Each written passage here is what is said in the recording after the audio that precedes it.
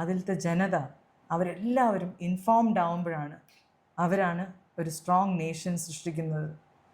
Compassionate, അതായത് സഹജീവികളോടും സഹപ്രവർത്തകരോടൊക്കെ ഒരു സ്നേഹം, കമ്പാഷൻ കാണിക്കുന്ന സമയത്താണ് ആ നേഷൻ സ്ട്രോങ് ആവുന്നത്.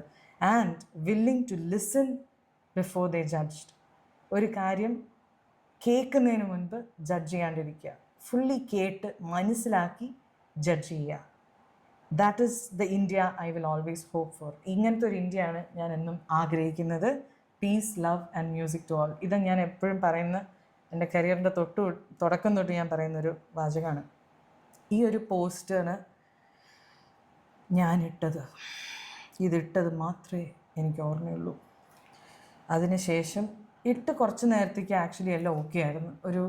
ഞാനിതിടുന്നത് എനിക്ക് തോന്നുന്നു ഒരു 10 മണി ആ ടൈമിലൊക്കെയാണ് ഞാനിത് പോസ്റ്റ് ചെയ്യുന്നത്.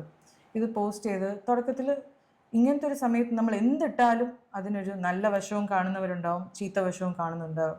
പക്ഷെ മെജോറിറ്റി ആൾക്കാരും അതിൻ്റെ നല്ല വശമാണ് കണ്ട്. പക്ഷേ ഒരു കുറച്ച് നേരം കഴിഞ്ഞതിന് ശേഷം ഞാൻ സ്വപ്നത്തിൽ പോലും ചിന്തിക്കാത്ത വ്യാഖ്യാനങ്ങൾ ഈ ഒരു പോസ്റ്റിൻ്റെ താഴെ കമൻറ്റുകളായിട്ട് വരാൻ തുടങ്ങി. അപ്പം ഞാൻ ആലോചിച്ചു, ഞാൻ ഇങ്ങനെയൊന്നും എഴുതിയിട്ടില്ലല്ലോ, ഇതല്ലല്ലോ ഞാൻ ഉദ്ദേശിക്കുന്നത്. ഈ ഗോ ഹോം എന്ന് പറയുമ്പോൾ പോലും ഞാനത് പറയുന്നത് നിങ്ങൾ സേഫായിട്ടിരിക്കണേ എന്ന് പറയുന്നതിൻ്റെ കൂടെയാണ് ഞാനത് പറയുന്നത്.